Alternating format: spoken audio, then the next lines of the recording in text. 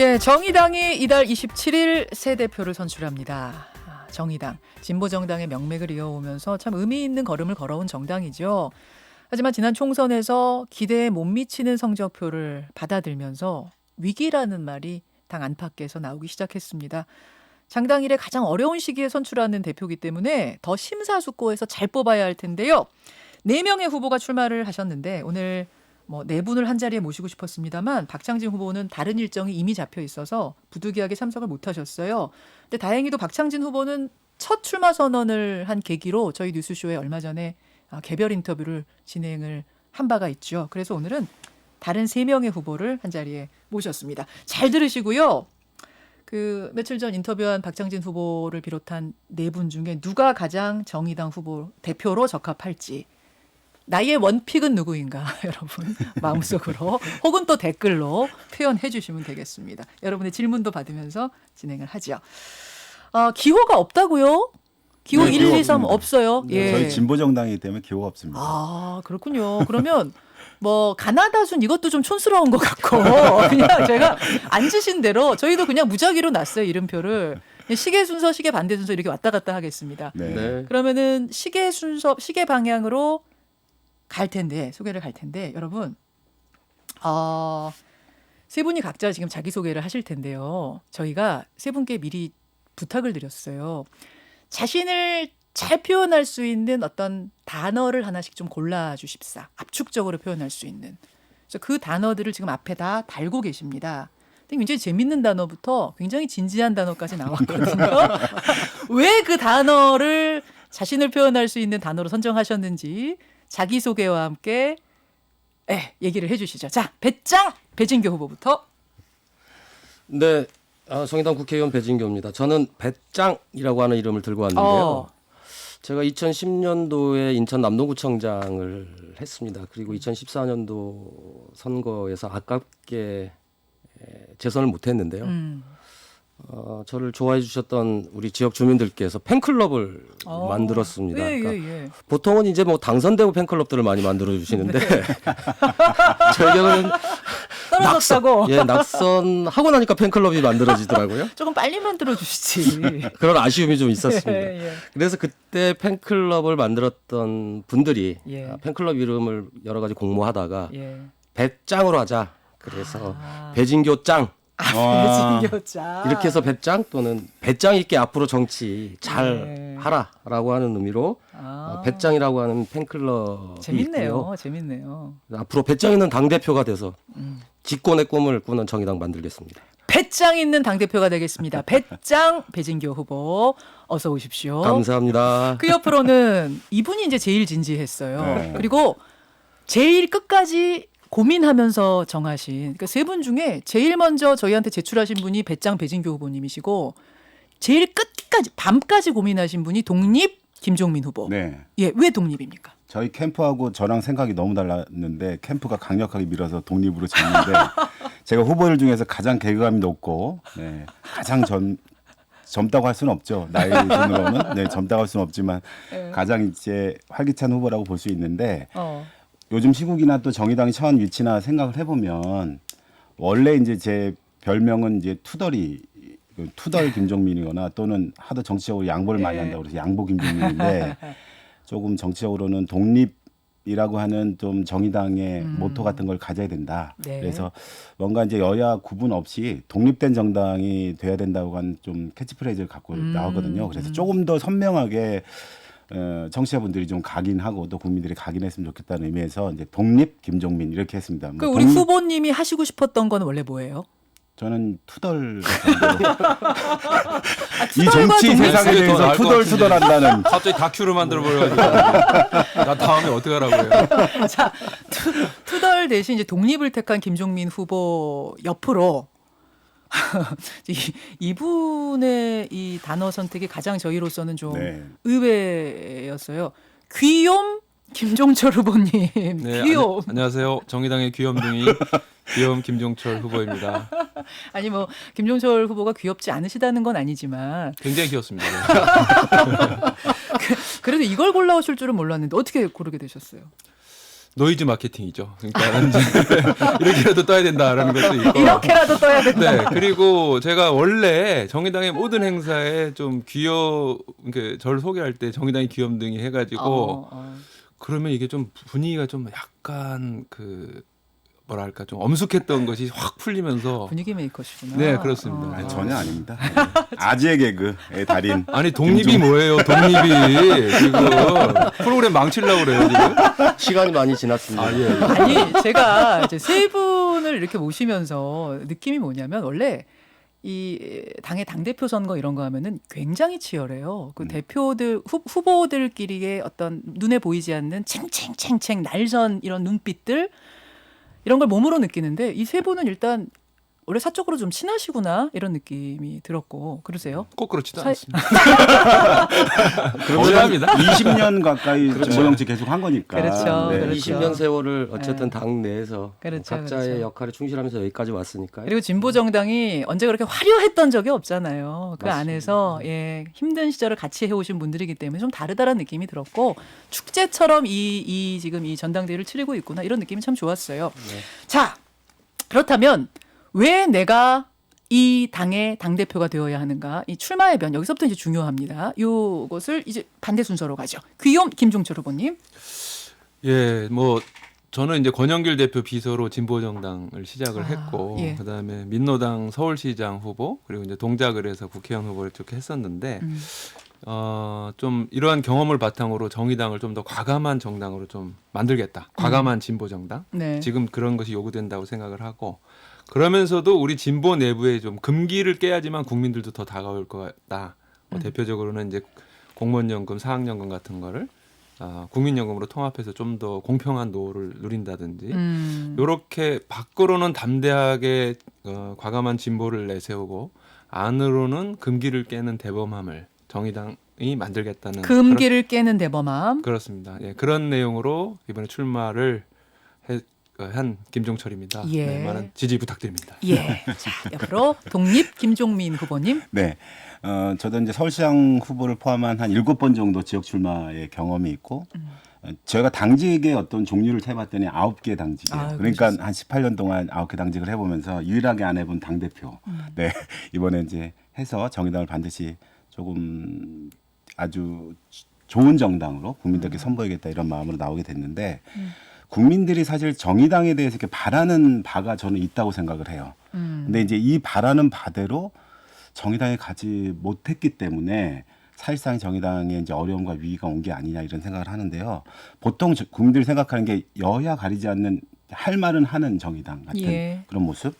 또 강자에는 강한데 약자에는 좀 한없이 약한 정의당 이런 모습들을 좀 바라시는 것 같고 당장의 지지율보다는 그래도 꾸준히 진보적인 정책을 계속 내놓고 국민들도 설득하고 정치권도 설득하는 그런 모습들 이런 것들을 바라시는데 네. 그간 정의당이 8년을 돌이켜 보면은 그런 좀 진보 정당의 야성 같은 그런 모습들을 조금 잃어버리고 색깔도 좀 빛을 바래고 향기도 좀 잃어버린 게 아닌가. 아하. 그래서 이제 진보 정당이 이런 색깔과 향기를 조금 찾아보자. 국민에게 되찾아드리겠다. 이런 마음으로 출마를 하게 됐습니다. 색깔을 찾는 사람이 되겠습니다. 독립 김종민 후보. 자, 그 옆으로 배짱 배진규 후보님 출마의 변. 아마 출마 횟수로 보면 제가 당대표를 하는 게 맞는 것 같아요. 우리 귀여운 김종철 후보도 7번 출마했죠. 네, 그렇습니다. 우리 독립 김종민 후보도 7번. 네, 맞습니다. 저는 9번을 출마했고 또 그중에 당선 경험도 있기 때문에 그러네요. 네. 출마 횟수로 보면 우리 정의당의 혁신을 우리 당원들뿐만 아니라 국민들이 많이 기대하고 계십니다. 그래서 원내외를 아우르는 통합의 리더십으로 과감한 당의 혁신을 통해서 정의당의 새로운 10년을 준비하겠다는 말씀을 드리는 거고요. 그리고 이제 정의당은 이 시대가 요구하고 있는 기후정의, 노동존중, 젠더평등 이 세 가치를 중심으로 제2창당을 추진해서 분명한 정의당의 정체성을 세우자. 그리고 이렇게 해서 더 커진 정의당으로 2022년 대선을 준비하겠다는 말씀 드리는 거고요. 네. 정의당다워야 된다는 얘기를 참 많이 주시고 계십니다. 그래서 모든 사람들에게 소득 보장을, 일하는 모든 사람들에게 단결권을, 집 없는 모든 사람들에게 주거권을 네. 정의당이 꼭 실현해 가도록 하겠습니다. 예, 정의당의 10년을 책임지겠습니다. 배짱 배진교 후보까지 출마 해변을 지금 짧게 여러분 들어보셨는데요. 근데 당 대표 10년 못 해요. 2년이에요. 아마 맞습니다. 제가 이러면서 좀 귀엽다고 봐요. 네. 아, 진짜 지금 세 분의 출마 해변을 들어보면 사실은 통하는 데가 있어요. 뭐가 통하는 데가 있냐면 결국 당이 변해야 한다는 것을 세 분 모두 목소리를 한데 모으고 계시거든요. 정의당이 위기다라는 데 동의하십니까? 세 분 다? 네. 네, 위기입니까? 네. 동의합니다. 심지어 최대 위기다라는 데도 동의하십니까? 네. 상당히 누적된 거죠. 아, 네. 자 그렇다면 세 분의 후보가 다 위기다라고 한 이 원인은, 이 상태가 된 원인은 뭔가, 그리고 해법은 뭔가, 원인을 알아야 이제 해법도 나올 테니까요. 원인부터 좀 세 분 좀 구체적으로 말씀해 주시면 좋겠어요. 여기서부터 문제가 시작된 거다. 자, 배짱 배진교 후보부터 돌아가겠습니다. 우리 당의 근본적 이기는 네. 이 당으로 정말 뭘 해볼 수 있을까라고 하는 우리 당원들의 깊어진 낙담과 좌절이라고 생각을 합니다. 낙담과 좌절이 그럼 시작된 이유는 뭐예요? 적은 의석수, 지지율이 아니라고 생각을 합니다. 결국은 국민들께서 기대감을 저버린 거하고 일맥상통한다고 생각하는데 어느 순간 정의당이 고달픈 우리 국민들 삶 속에 안 보인다라고 하는 것이 많이 들렸고 결국은 이것이 우리 당원들로부터 그리고 우리 국민들로부터 낙담과 좌절 또 기대를 거둬들이는 계기가 됐다고 생각을 합니다. 이런 과정들이 분출됐던 과정이 바로 선거법 개정이었고 그 선거법 개정을 통해서 전당적으로 힘을 모았고 또 일부 부족하지만 선거법 개정을 했고 네. 그럼에도 불구하고 비례위성 정당 문제로 이번 4.15 총선에서 우리가 원했던 원내교섭단체를 구성하는 데 실패했잖아요. 예. 결국은 이 실패로 나타난 결과이긴 하지만 예. 이미 내재되어 있었던 문제들은 아까 말씀드렸던 고달픈 국민의 삶 속에 함께하면서 이것들을 추진했어야 되는데 오히려 선거법 개정이라고 하는 것만 국민들의 눈에 보이고 우리 당원들의 눈에 보이면서 정치에 매몰되는 듯한 네, 느낌을 그렇습니다. 국민들께 드린 게 아니냐. 네. 그래서 총선 때 그렇게 결과가 나오면서 이제 정말 이 당이 제대로 갈 수 있을까라고 하는 이런 문제의식 위기가 나타난 거다 이렇게 평가할 수 있겠습니다. 자, 독립 김종민 후보님. 네, 그러니까 민주당과의 개혁 입법 공조라고 하는 것은 조금 저희 당 입장에서 보면 뭐 불가피한 선택을 할 수밖에 없었고 또 사회적인 변화와 또 진보적 방향의 전진을 만들기 위해서는 그런 게 필요했다고 생각해요. 근데 그 과정이 결국 이제 정의당의 이제 한 축의 그늘을 만든 거죠. 그 그늘이 뭐냐면 흔들리는 정체성, 뭐 이른바 정책 아젠다 같은 거를 제대로 정말 정의당이 내놓고 있나? 여기에 힘을 기울이고 있나? 이런 거에 대한 국민적인 의구심. 또 뭔가 이렇게 사회적 약자와 소수자를 대변한다고 하는데 조금씩 좀 그런 분들의 아픔과 분노로부터 좀 멀어진 게 아니냐. 이런 것에 대한 우려가 이제 위기를 초래했던. 말하자면 개혁적인 민주당과 입법공조라고 하는 것이 반대급부적인 것을 나타냈다는 거죠. 이제 이거를 이제 같이 이렇게 힘을 기울이고 함께 노력해 왔다면 이 정도까지 어떤 위기로 오지는 않았을 거라고 보여지는데 그런 게 이제 가장 크다고 보여지고 그러다 보니까 이제 국민에게 내놓을 아주 그렇다한 정책이 뚜렷하지가 않고 또 일정한 인물의 변화 또 세대 교체 이런 것들을 만들어내지 못했다고 생각이 들어요. 그러다 보니까 국민들이 생각하기에 또렷이 기억에 남는 정책 하나가 있나? 뭔가 그래. 저런 거는 한 번도 생각해보지 못한 건데 정의당이니까 저런 걸 진짜 내놓는구나 정책을 이런 식의 저런 차별화. 네네 새로운 인물이 있나 이런 식의 전혀 다른 정의당만의 길이라고 하는 정의당만의 색깔이라고 하는 것이 도무지 이제 드러나지 않는 것이 이제 위기의 아주 기본적인 시작이 됐다고. 그러니까 뭐 차별화를 위한 일부러 차별화는 아니겠지만 그래도 이 당이 아닌 저 당, 이 당이 아닌 정의당을 찍어야만 하는 그 이유를 만들어내지 못했다. 그 네, 말씀이신 것 맞습니다. 같아요. 네네. 원인을 거기서 찾으신다고요. 자, 김종철 후보님은 어디서 원인을 찾으세요? 위기의 원인. 저는 필요성의 위기, 외적으로 보면은 정의당이 필요한가라고 하는 그 필요성의 위기가 중요했는데 그런 것에 해법을 찾지 못하고 내부적으로 당원들이 갈등한 그러면서 탈당 사태도 많이 일어난 이것이 이제 복합적으로 나타난 현상이라고 생각을 합니다. 근데 이 필요성의 위기는 약간 억울한 측면도 있는데 그 필요성의 위기라 하면 그럼 조금 전 김종민 후보님하고 비슷한 말씀이세요? 정의당만의 색깔, 정의당이 꼭 있어야 하는 그 필요성? 그렇습니다. 그러니까 사실은 정의당이나 이런 진보 정당이 굉장히 중요한 필요성이 있었거든요. 예를 들어서 2007년 민주당이 정권을 잃은 이후에 10년 동안 굉장히 많이 변했습니다. 예. 진보적인 정책을 흡수 많이 했고 그래서 문재인 케어도 됐고 고교 등록금 폐지 이런 것도 됐는데 네. 그런데 그것은 정의당 같은 진보 정당이 정책을 여하튼 민주당이 가져가게 만들므로써 온 것인데 그렇다면은 새로운 시대에는 그러면 문재인 정부가 아니더라도 문재인 정부보다 더 나은 무엇인가를 과감하게 해야 되는데 그 과감함이 부족하다 보니까 차별성을 만들지 못했고 그다음에 그러니까 유일한 차별성이나 존재 가치를 예를 들면 데스노트 같은 데서 찾았던 거죠. 근데 데스노트 그 자체는 무슨 민생 그런 건 아니거든요. 네, 네. 그래서 저는 뭐 이재명 지사가 같은 민주당에 있는 이낙연이나 다른 후보와 달리 기본소득이라고 하는 차별성을 더 과감하게 얘기하고 예. 기본대출 이런 걸 하듯이 예.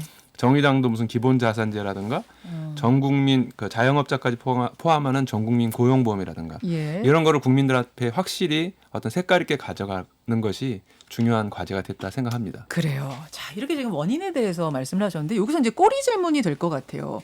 해법 얘기를 하다 보면 이 질문이 꼭 나오는데 조금 불편할 수 있겠습니다만 제가 그대로 질문 드리겠습니다. 그러니까 정의당만의 색깔, 정의당만의 차별성, 더 강한 진보적인 색채를 갖기 위해선 사실 지난 국회에서는 민주당 이중대 소리도 듣기도 했는데 당 안팎에서 정의당 분들은 참 이거 싫어하는 말씀인 줄 알지만 그런 소리가 실제로 나왔는데 거기서부터 과감하게 탈피해야 한다. 아니다. 민주당 지지층과의 교집합을 통해서 충분히 시너지를 낼 수도 있는데 굳이 선을 긋고 갈 필요가 있겠느냐? 여기에 대한 답을 짧게 명확하게 듣고 싶습니다. 이번에는 김종민 후보님부터. 네, 그러니까 정의당이 주목한 질문이 이때까지는 여당 편에 설 거야, 야당 편에 설 거야. 이걸 맨날 여론이나 언론이나 국민들이 물으시거든요. 당신들은 어느 편이요? 네네. 그런데 우리는 이런 생각이야라고 하는 거를 정확하게 얘기할 수 없었다는 거예요. 그러니까 그게 이제 가장 중요한데요. 예. 그러니까 제가 비유적 표현으로 이런 표현을 쓰는데 네. 본문을 쓰는 정치를 해야지 왜 댓글 쓰는 정치를 하냐. 그러니까 정의당이 주도적. 네네. 그러니까 우리의 얘기를 하면 되는데 꼭 어떤 편에 설 거냐, 어떤 입장에 설 거냐를 늘 답해야 된다고 하는 그런 것에 있었다는 거예요.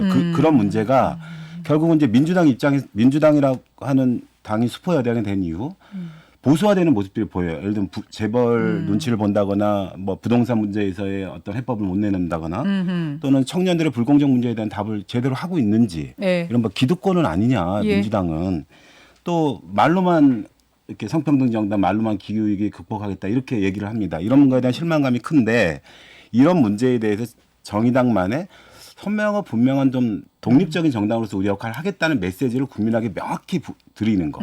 그걸 통해서 차별에 대한 정책적인 어젠다를 계속 던지는 과정이 필요하다고 저는 생각이 들었고 네. 그러려면 보수와 기득권에 대해서는 상당히 비판의 칼날을 들이대고 또 무관심에 대해서 무관심한 어떤 정책 의제 불평등, 젠더, 네. 기후위기 같은 거에는 좀 우리 당의 정확한 정책적 어젠다를 내놓는 것. 이게 이제 민주당과 차별화를 만들어내는 방법이 될 거다 이렇게 생각이 자, 듭니다. 배진교 후보님. 민주당 이중대라는 소리. 이걸 좀 감수하더라도 교집합을 만들며 가야 된다라는 이런 또 실리를 추구하는 분들도 계시고요. 어떻게 보세요? 저는 지금은 정의당의 정체성을 분명히 세워야 분명히 할 가야 때라고 된다. 생각을 합니다. 정체성이 있어야 협치도 가능하고 연대도 가능한 거죠. 근데 정체성도 없고 그리고 그 당이 힘도 갖고 있지 못하다면 그거는 말로 정당의 존립 근거가 무엇인지 물을 수밖에 없고 또 하나는 말 그대로 그냥 이중된 거죠. 그런데 지금 민주당과 관계에서 논란이 되는 건 이중대 논란이지 이중대냐 아니냐 논란은 아닌 거잖아요. 그런 측면에서 무슨 말씀이신지 알겠어요. 정의당의 정체성을 분명히 하는 것이 필요하고 그랬을 때 국민들의 삶을 위한 협치, 공조 이런 것들이 얘기될 수 있는 거지. 그런 것도 없는데 과연 그게 가능할 것이냐. 비슷한 맥락이시네요, 두 분이. 네. 김종철 후보님도 비슷한 생각이세요?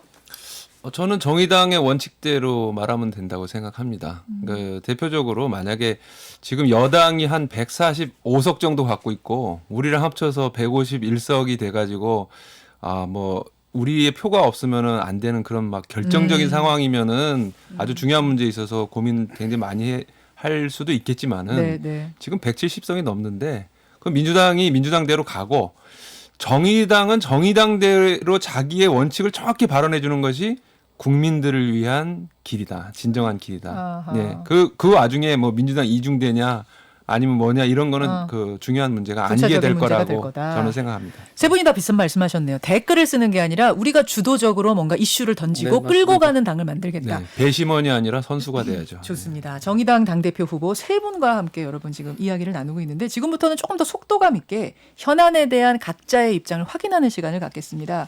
어떤 후보가 어떤 입장인지 여러분 확인이 돼야 어느 후보에게 표를 줄지도 결정하실 수 있겠죠. 조금 불편한 질문일 수도 있는데요. 제가 뭐 과감하게 던지겠습니다.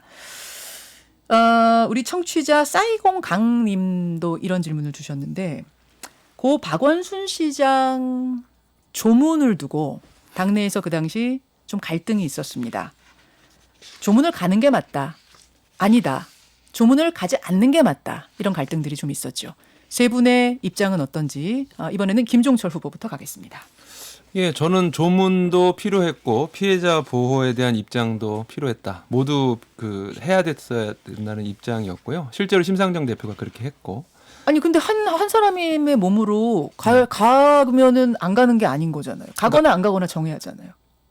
저는 조문을 정의당의 대표나 어떤 정의당 공식 입장으로는 가고 그다음 뭐 애도의 뜻도 표명하고 동시에 그 피해자를 보호해야 된다라고 하는 그런 입장도 동시에 내야 된다고 제가 이제 심상정 대표한테 얘기를 했고 예. 그래서 조문을 가서 심상정 대표가 나오면서 피해자를 보호해야 된다라는 얘기를 했는데요. 어허. 저는 하지만 유호정 장혜영 의원의 입장도 충분히 피해자하고 연대하는 측면에서 제가 조문을 가기 어렵습니다라고 하는 것 발언도 이해할 수 있다라고 생각합니다. 그럼 당의 공식 입장은 가는 게 맞았다 쪽이신 거예요? 가서 나오면서 동시에 피해자에 대한 그것도 하는 게 전 좋았다고 생각합니다. 자, 김종민 후보님. 그러니까 정당이 이제 어떤 사안이 발생하면 입장을 세우고 입장을 이제 세우고 그다음에 그에 따른 태도를 결정하는데요. 그렇죠. 입장은 정의당에서는 굉장히 치열한 논쟁을 해왔고 또 앞으로도 그럴 거라고 생각해요. 예. 근데 태도는 다양하게 열릴 수 있다고 봅니다. 그러니까 그걸 존중하는 게 이제 정의당의 그동안의 어떤 창당의 정신이고 또 역할을 해온 거라고 생각하거든요. 그러니까 근데 두 가지의 그러니까 어떤 태도가 다르게 나타나서 국민적 논란이 될 때 어떻게 할 것이냐에 네. 대해서 태도에 대한 입장을 명확히 이제 당론을 결정하는 것이 중요하다고 생각합니다. 저는 이제 개인적으로 말씀드리자면은 예. 이제 조문보다는 이제 2차 가해 피해자에 대한 그런 우려 이런 것들을 더 강한 메시지로 당이 전달했어야 된다는 입장을 갖고 있고요. 그러면 오히려 지금 김종철 후보가 말씀하신 것과 반대로 조문을 가지 않으면서 SNS에다가는 어떤 박 시장에 대한 뭐 애도를 전하는 그러니까 반대 방향으로 양쪽을 다 챙기는 식 그걸 말씀하시는 거예요. 그럴 수도 있고, 예. 그러니까 장혜영 뭐 유호정 의원처럼 예. 또렷하고 분명하게 안 간다는 걸 선언함으로써 2차 피해를 막는 역할을 하는 것도 정의당이 또 해야 될 역할이라고 생각합니다. 그러면 당의 공식 입장은 피해자에 대한 어떤 피해자를 보호하는 이쪽으로 더 확실하게 갔었어야 된다고 그걸 보세요. 1번으로. 그걸 1번이 됐어야 한다. 그리고 애도를 표현한 걸 2번으로 이런 방식으로 하는 것이 저는 맞았다고 생각을 하고요. 중요했던 건 뭐냐면은 결국 우리 당의 입장을 정확하게 국민에게 이렇게 알리는 이런 것에서의 메시지 혼선을 끊임없이 발생시키는 문제가 굉장히 중요하다. 이 문제를 극복하는 게 정의당한테는 과제라고 생각해요. 그러니까 어떤 문제를 결정하는 데서 책임 있는 당의 당론을 결정하는 과정을 명확히 만들고 그것을 알겠습니다. 국민에게 잘 설득하는 것. 예. 이게 이제 중요한 거죠. 자, 김종민 후보님 생각 이제 확인했고요. 배진규 후보님은 두 분의 생각 중 어느 쪽이세요? 아니면 또 다른 의견이세요? 지금 이 자리에 있는 세 분은 사실 당 입장을 정할 때 같이 논의를 했던 당사자들이기 때문에 사실 여러 가지 상황들을 잘 충분하게 고려를 해야 되는 상황이었고 그런 입장에서 고 박원순 시장에 대한 조문 그리고 피해자 보호라고 하는 이 두 가지 입장을 같이 가져야 된다라고 하는 것이고요. 앞에서도 말씀하셨지만 이 과정에서 분명한 메시지를 전달하지 못하고 메시지에 혼란이 있었던 측면이 오히려 당내 분란을 더 가중시켰다라고 하는 메시지 컨트롤이 안 됐다는 네. 게 더 큰 문제다. 네. 더군다나 장혜영, 유호정 두 의원의 피해자 보호와 조문 거부와 관련해서 네네. 만약에 이 두 의원마저 만약에 이런 얘기를 안 했다면 300명 국회의원 중에 아무도 피해자와 관련된 발언을 하지 않았을 것이다. 그런 측면에서 당 지도부와 또 원내대표를 맡았던 제 입장에서는 네. 유호정, 장혜영 의원의 입장에 대해서 충분히 존중하고 그러니까 충분히 그분들 입장 존중하는 건 존중하는 거고 당의 공식 입장은 지난번처럼 당연히 조문 가는 게 맞았다 쪽이신 거예요. 네, 조문도 하고 알겠습니다. 피해자 보호도 하고. 요게 이제 최근에 정의당의 중요한 이슈였기 때문에 각자 입장을 좀 확인해봤고 조금 더 정치권 이슈로 현안으로 확대를 해보자면 추미애 법무부 장관 아들 의혹이 지금 진행 중입니다. 여기에 대한 세 분들의 생각은 어떨지 이번에는 배진교 후보부터. 너무 명확하고 일관된 뭐 정의당의 입장이라고 생각합니다. 위계가 있었냐 없었냐에 대한 사실만 확인하면 되는 거고 그 사실은 누가 했어야 되냐. 검찰이 했어야 되는데 검찰이 못한 거 아니냐. 왜 7개월 동안 묵혔는지에 대해서 따지는 것은 나중 문제라고 하더라도 이제 수사를 시작했다고 하니 예. 속도감 있게 빨리 수사를 해서 위계에 의한 것인지 아닌지 사실 확인을 하면 되고 그거에 따라서 추미애 장관도 민주당도 입장을 정리하면 될 것이다 라고 하는 게 저희 정의당의 입장이고 제 생각입니다. 그러면은 뭐 누가 잘했냐 못했냐 지금 내릴 수는 없고 판단 내릴 수는 없고 검찰이 빨리 수사해라. 네. 그쪽 입장. 자, 김종철 후보 어떠세요? 저는 추미애 장관 측 그 해명이 예. 일리가 있는 면이 있다고 생각을 좀 하면서도 하지만 이게 또 그 전화의 성격이라든가 이런 부분들이 또 규명이 돼야 되고 예. 또 적절하지 않았다는 문제가 동시에 존재하잖아요. 그래서 이제 검찰 수사가 이제 배진교 후보님 말씀처럼 중요한데 또한 국민들이 또 갖고 있는 좀 생각, 좀 이렇게 비판적인 생각을 갖고 있는 분들은 이 추미애 장관이 다 인사를 해서 이미 검찰을 다 만들어놨는데 현재 검찰을 게다가 동부지검에 또 누구를 뭐 이렇게 보냈다는 그런 그 비판도 있고 그러면 이게 좀 자신 있으면은 민주당이나 추 장관이 자신 있으면 뭐 특임 검사든 이런 것도 열어놓고 모든 걸 다 오픈해서 하겠다. 이런 입장 정도는 밝히는 것도 저는 좋다고 생각합니다. 자, 김종민 후보님 어떠세요? 그러니까 이런 비슷한 문제가 발생하는 것, 그 물음, 그러니까 민주당에 대한 물음이 있거든요. 이거 자녀 문제, 군대 문제 이런 거에 대한 불공정 문제 아니냐에 대한 물음에 대해서 예. 정확한 답을 못 내놓고 있는 게 이제 끊임없는 논란을 야기시킨다고 봐요. 그러니까 자신이 이제 민주화 운동을 했고 열심히 살았다면 자신의 행동 모든 것이 다 옳다고 생각하는 약간 오만한 태도가 민주당한테 있다는 비판을 하는 건데 거기에 대해서 국민들에게 속 시원한 해명을 내놓거나 아니면 해명을 못 한다면 이제 반성하는 태도 같은 게 필요한데 그런 걸 못 하고 있고 특히 이 검찰 개혁 문제만 나오면 기승전 검찰 개혁으로 이제 마무리를 짓거든요. 근데 저는 검찰 개혁을 위해서라도 이런 문제에 대해서는 명확해야 된다고 봐요. 그러니까 조금 더 명확히 해명하고 결자 해지하는 그런 자세가 필요하다고 저는 생각이 들고 특히 하나 더 말씀드리자면 네. 지금 사실 뭐 정치권이 이런 논란을 하고 국민들이 이런 문제에 스트레스 받을 이유가 저는 없다고 생각해요. 그러니까 지금 뭐 코로나 확산했다는 위기나 민생 문제 중요한 이슈들이 있는데 정치권이 완전히 여기에 몰입되고 있거든요. 이걸 제가 이제 여냐 저기 뭐 국민의힘이냐 민주당 둘 다를 뭐 양비론적으로 비판하는 건 아니지만 지금 이 문제는 빨리 끝내야 되는 거고 끝내는 결정권자는 네. 추미애 장관과 민주당 측이다. 그걸 명확히 해야 된다고 생각합니다. 자, 뭐 오늘 좀 짧은 시간 안에 다양한 주제를 다 다뤄볼 수는 없겠습니다만 세 분이 비슷한 듯하면서도 조금씩 결이 달랐습니다.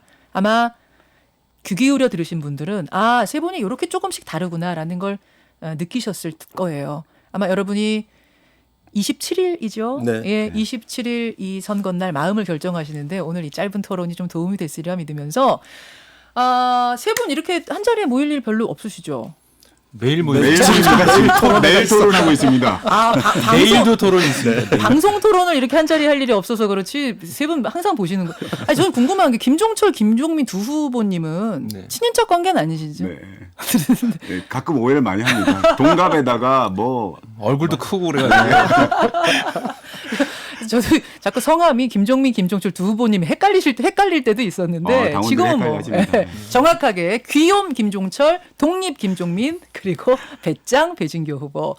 이제 마무리 발언 해야 될 것 같아요, 여러분. 자, 왜 김종민이냐, 왜 김종철이냐, 왜 배진교이냐 30초씩 기회 드리겠습니다. 순서가 어떻게 이번에 어디서부터 가야 되죠? 배진교 후보님부터 시계 방향으로 다시 갈까요? 정의당은 언젠가부터 집권을 말하고 있지 않습니다. 이제 정의당은 집권을 얘기하고 준비를 해야 됩니다. 적어도 2032년 집권에 대한 계획을 새로 수립해야 합니다. 이 집권을 위해서는 과감한 세대 교체가 필요하고 이 세대 교체를 이끌고 갈 청년 정치인 100명이 필요합니다. 당대표가 된다면 청년 정치인 100명과 함께 2032년 집권을 향해 달려가도록 하겠습니다. 청년 정치인 100명을 양성한다. 네, 이 약속입니까? 네 맞습니다. 그 정도 청년이 있습니까? 만들어야죠. 그래야 정의당이 산다고 생각을 하고 제가 있습니다. 말씀드리는 건 그 정도 역량을 가지고 충분히 100명의 어떤 정치 풀을 만들어낼 수 있겠느냐. 가능하다. 정의당의 명운이 걸린 문제라고 예. 생각을 하고 있고 예. 준비하지 않으면 안 된다. 알겠습니다. 사활을 걸고 하겠습니다. 자, 그 말씀을 마지막으로 던져주셨어요. 중요하게 생각한다는 말씀이죠. 자, 김종민 후보님. 네, 정의당의 위기는 진보 정책을 내놓지 못한 위기다.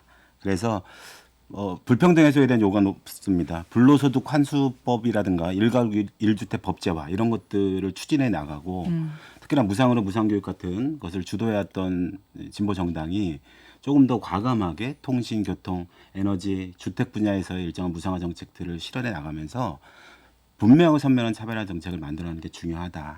특히나 포스트 코로나 시대에 굉장히 중요하게 요구되는 정치의 덕목 중 하나인 헌신.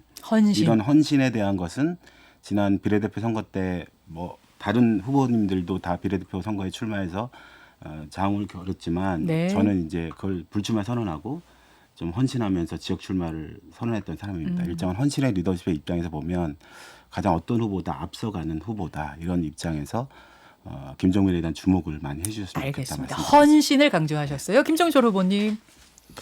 예, 저는 뭐 앞부분에 뭐 저에 대한 말씀을 많이 드렸기 때문에 이제 정의당 홍보를 마지막으로 국민들께 좀 드리자면 예. 그러니까 우리가 부러워하는 세계의 모든 복지국가들의 아주 공통된 특징이 진보 정당이 집권을 했거나 하고 있거나 또는 최소한 제1야당이거나 이런 나라들입니다. 뭐 스웨덴, 노르웨이, 덴마크, 독일 뭐 다 등등인데 그런 면에서 보면은 진보 정당이 힘을 가지는 것이 결과적으로는 국민들이 행복해지고 또 우리 이후 세대들이 걱정 없이 사는 나라를 만들 수 있다. 그런 면에서 정의당의 새 대표, 심상정 대표 위에 새 대표가 이제 선출이 되는데 당원분들뿐만 아니라 국민 여러분들 좀 많이 관심을 가져주셨으면 좋겠습니다. 자, 여기까지 9월 27일 정의당 전당대회가 있습니다. 이 위기를 탈출시킬 위기에 빠진 이 배를 끌고 갈 선장은 누가 될지 오늘 이 자리에 함께 못했습니다. 박창진 후보까지 4명의 후보 중에 여러분 마음의 선택을 하셨으리라 보면서 오늘 세 분과는 인사 나누죠. 귀한 시간 다시 한번 감사드리고요. 끝까지 선의의 경쟁 부탁드리겠습니다. 네, 감사합니다. 고맙습니다. 네. 김현정의 뉴스쇼는 청취자 여러분의 참여로 이루어집니다. 트위터, 페이스북, 레인보우 게시판, 그리고 단문 50원, 장문 100원의 유료 문자 샵 1212, 우물정 1212 통해 참여하실 수 있습니다. 김현정의 뉴스쇼, 여러분과 함께 만듭니다.